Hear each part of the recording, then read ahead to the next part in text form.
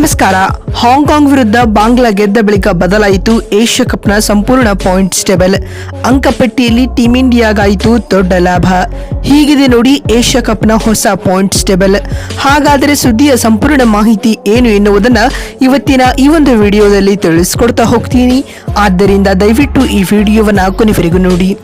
ಆದರೆ ಅದಕ್ಕಿಂತಲೂ ಮುನ್ನ ನೀವು ಕೂಡ ಭಾರತ ತಂಡದ ಅಪ್ಪಟ ಅಭಿಮಾನಿಗಳಲ್ಲಿ ಒಬ್ಬರಾಗಿ ಈ ವಿಡಿಯೋವನ್ನ ನೋಡುತ್ತಿದ್ದರೆ ತಪ್ಪದೆ ಈ ಕೂಡಲೇ ಈ ವಿಡಿಯೋಗೊಂದು ಲೈಕ್ ಮಾಡಿ ಮತ್ತು ನಮ್ಮ ಚಾನೆಲ್ಗೊಂದು ಸಬ್ಸ್ಕ್ರೈಬ್ ಮಾಡಿ. ಹೌದು, ಅಬುಧಾಬಿಯಲ್ಲಿ ನಡೆದ ಏಷ್ಯಾ ಕಪ್ 2025ರ ಮೂರನೇ ಪಂದ್ಯದಲ್ಲಿ ಬಾಂಗ್ಲಾ ಮತ್ತು ಹಾಂಗ್ಕಾಂಗ್ ತಂಡಗಳು ಮುಖಾಮುಖಿಯಾಗಿದ್ದವು ಸ್ನೇಹಿತರೆ. ಬಿ ಗ್ರೂಪ್ ನ ಎರಡನೇ ಪಂದ್ಯವು ಇದೇ ಆಗಿತ್ತು. ಇನ್ನು ಈ ಪಂದ್ಯದಲ್ಲಿ ಬಾಂಗ್ಲಾ ತಂಡ ಹಾಂಗ್ಕಾಂಗ್ ವಿರುದ್ಧ 7 ವಿಕೆಟ್ಗಳ ಭರ್ಜರಿ ಗೆಲುವು ದಾಖಲಿಸಿದೆ ಸ್ನೇಹಿತರೆ. ಇದಕ್ಕೂ ಮುನ್ನ ಈ ಒಂದು ಪಂದ್ಯದಲ್ಲಿ ಟಾಸ್ ಸೋತು ಮೊದಲು ಬ್ಯಾಟಿಂಗ್ ಮಾಡಿದ ಹಾಂಗ್ಕಾಂಗ್ ತಂಡ ನಿಗದಿತ 20 ಓವರ್ಗಳಲ್ಲಿ 7 ವಿಕೆಟ್ ಕಳೆದುಕೊಂಡು 143 ರನ್ ಕಲೆ ಹಾಕಿತು ಸ್ನೇಹಿತರೆ. ತಂಡದ ಪರ ನಿಜಾಕಾತ್ ರವರು 43 ರನ್ ಬಾರಿಸಿದರೆ ಜೇಶಾನ್ ರವರು 30 ರನ್ಗಳ ಕೊಡುಗೆ ನೀಡಿದರು. ಈ ಗುರಿಯನ್ನು ಬೆನ್ನಟ್ಟಿದಂತಹ ಬಾಂಗ್ಲಾ ತಂಡಕ್ಕೆ ನಾಯಕ ಲಿಟನ್ ದಾಸ್ ಆಸರೆಯಾಗಿ ನಿಲ್ಲುತ್ತಾರೆ ಸ್ನೇಹಿತರೆ. ಪರಿಣಾಮವಾಗಿ ಬಾಂಗ್ಲಾ ತಂಡ 17.4 ಓವರ್ಗಳಲ್ಲಿ 3 ವಿಕೆಟ್ ಕಳೆದುಕೊಂಡು ಗೆಲುವಿನ ನಗೆ ಬೀರಿತು ಸ್ನೇಹಿತರೆ.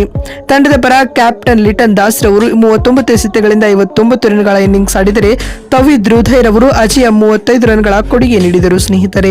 ಇನ್ನಿದೀಗ ಪಂದ್ಯದ ಮುಕ್ತಾಯದ ಬಳಿಕ ಬಿಡುಗಡೆ ಆಗಿರುವ ಏಷ್ಯಾ ಕಪ್ 2025ರ ಹೊಸ ಪಾಯಿಂಟ್ಸ್ ಟೇಬಲ್ ಪಟ್ಟಿ ಯಾವ ರೀತಿಯಾಗಿದೆ ಅಂತ ನೋಡ್ತಾ ಬರುವುದಾದ್ರೆ, ಮೊದಲನೇದಾಗಿ ಬಿ ಗುಂಪಿನ ಬಗ್ಗೆ ಮಾತನಾಡುವುದಾದರೆ, ಬಿ ಗುಂಪಿನಲ್ಲಿ ಮೊದಲ ಸ್ಥಾನದಲ್ಲಿ ಅಫ್ಘಾನ್ ತಂಡವಿದ್ದು, ಅಫ್ಘಾನ್ ಆಡಿದ ಒಂದು ಪಂದ್ಯದಿಂದ ಆ ಪಂದ್ಯವನ್ನು ಗೆದ್ದುಕೊಂಡು 2 ಅಂಕಗಳೊಂದಿಗೆ ಅಂಕಪಟ್ಟಿಯಲ್ಲಿ ಮೊದಲ ಸ್ಥಾನದಲ್ಲಿದೆ.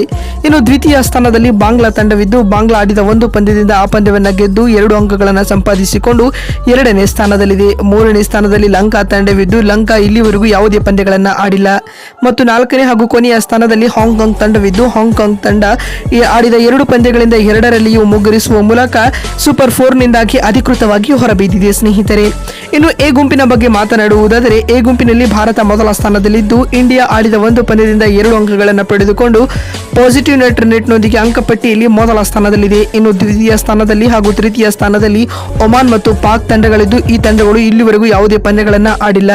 ಇನ್ನು 4ನೇ ಹಾಗೂ ಕೊನೆಯ ಸ್ಥಾನದಲ್ಲಿ ಯುಎಇ ತಂಡವಿದ್ದು, ಯುಎಇ ಆಡಿದ ಒಂದು ಪಂದ್ಯದಿಂದ ಆ ಪಂದ್ಯದಲ್ಲಿ ಸೋಲುಂಡು ಅಂಕಪಟ್ಟಿಯಲ್ಲಿ ಕೊನೆಯ ಹಾಗೂ 4ನೇ ಸ್ಥಾನವನ್ನು ಪಡೆದುಕೊಂಡಿದೆ ಸ್ನೇಹಿತರೆ. ಇದರೊಂದಿಗೆ ಈಗ ಏಷ್ಯಾ ಕಪ್ನಲ್ಲಿ 3 ಪಂದ್ಯಗಳ ಮುಕ್ತಾಯದ ಬಳಿಕ ಹಾಂಗ್ಕಾಂಗ್ ತಂಡ ಸೂಪರ್ 4ನಿಂದ ಅಧಿಕೃತವಾಗಿ ಹೊರಬಿದ್ದಿದೆ ಸ್ನೇಹಿತರೆ. ನೋಡಿದ್ರಲ್ಲ, ಹಾಂಗ್ಕಾಂಗ್ ವಿರುದ್ಧ ಬಾಂಗ್ಲಾ ಗೆದ್ದ ಬಳಿಕ ಬಿಡುಗಡೆ ಆಗಿರುವ ಏಷ್ಯಾ ಕಪ್ನ ಪಾಯಿಂಟ್ಸ್ ಟೇಬಲ್ ಯಾವ ರೀತಿಯಾಗಿತ್ತು ಅಂತ ತಿಳಿಸಿಕೊಳ್ಳುವ ನಮ್ಮ ಈ ಪ್ರಯತ್ನ ನಿಮಗೆ ಇಷ್ಟವಾಗಿದ್ದಲ್ಲಿ ಈ ಕೂಡಲೇ ವಿಡಿಯೋಗೊಂದು ಲೈಕ್ ಮಾಡಿ ಮತ್ತು ನಮ್ಮ ಚಾನೆಲ್ಗೊಂದು ಸಬ್ಸ್ಕ್ರೈಬ್ ಮಾಡಿ.